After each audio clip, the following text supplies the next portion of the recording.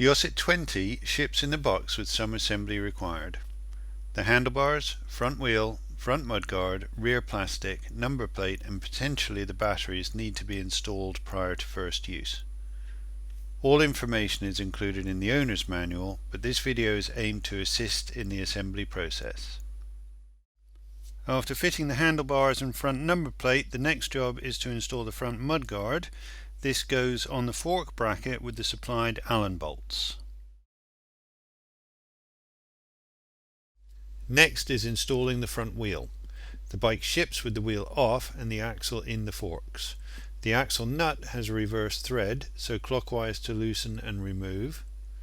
Remove the axle completely by unscrewing the disc side in the normal anti-clockwise way.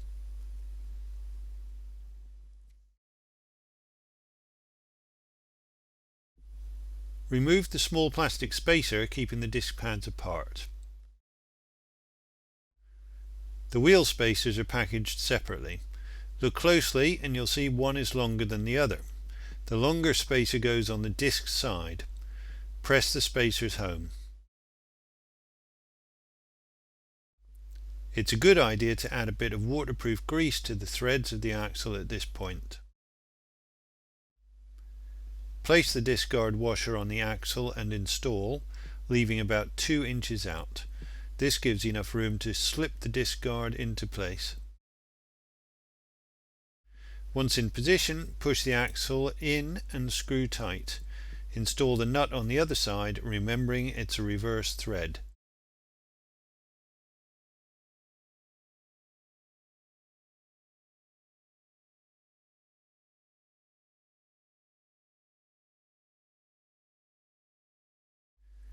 Finally, spin the front wheel to check for any resistance and squeeze the front brake to confirm it's working correctly.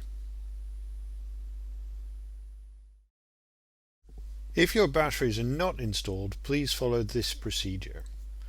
Place the batteries in the tray in the positions shown. There are 4 12-volt batteries in the OSET 20 connected in series to make a 48-volt system.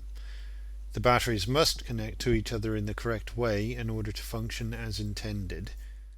The battery link wires are connected as shown.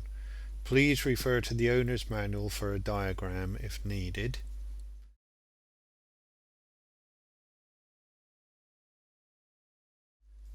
With the link wires in place, the battery bag can be installed.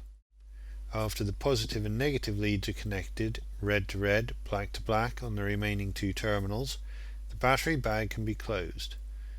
We make a small slice at the back of the bag to enable the wires to sit correctly. All bikes leave the factory with a good charge, but it's good practice to top them up. The OSET battery charger has 2 voltage settings. Please be absolutely sure this is set correctly for your country. If needed, it can be switched with a small screwdriver. Make sure the charger switch is in the off position, then connect the lead to the charger and to the wall socket.